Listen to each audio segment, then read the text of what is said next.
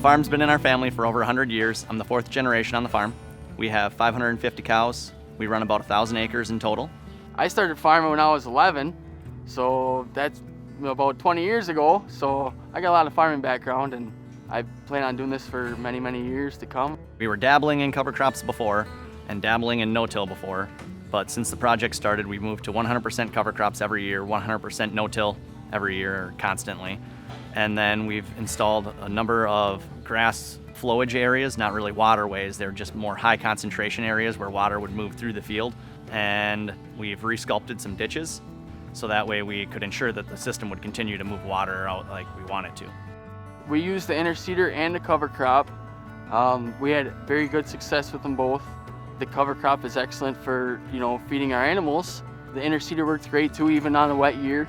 You can get in your fields and get that seed in the ground. The cover crops that we plant to hold the ground and recycle nutrients, they provide added benefits in the spring, drying out the ground because they're using up moisture. And then in the fall, they also keep all of the nutrients that are applied to the ground in the form of manure from our dairy. They recycle those into plant matter, which then are released into the soil again for the next growing crop to use. You have to make the most of the acres that you got to, make it go. So that helps a ton with that, the no-till or the cover crops. You can get 2 crops a year off of one piece of land rather than just one crop.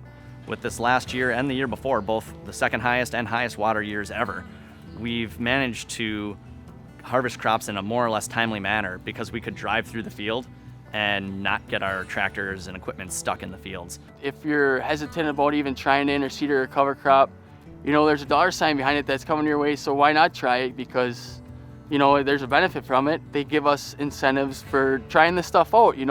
We help them, they help us, really. And that money that we got, help run this farm with the bills that we got nowadays. A farm always has bills.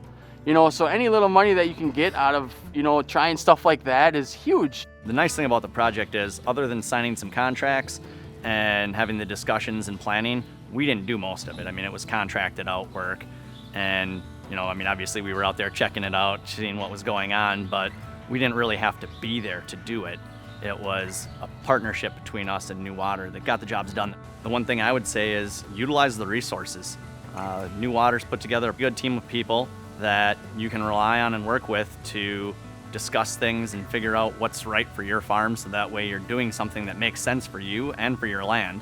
What do you got to lose if you're not going to lose any money? You're going to benefit from that and, see how it's going to thrive in the fields for you, so why not try it? It's a unique opportunity to be involved in conservation in a different way, which is something our farm's always been proud of, is our involvement in conservation. We've always tried to be good stewards of the land. And this project allowed us an opportunity to take it to another level. I think it's a thing of the future, and I think it's going to spread, in this area, especially because the bay is really not that far away from here. There's a lot of waterways, and the cover crops and the interseeding will help a farmer out. If you take care of the environment will take care of you.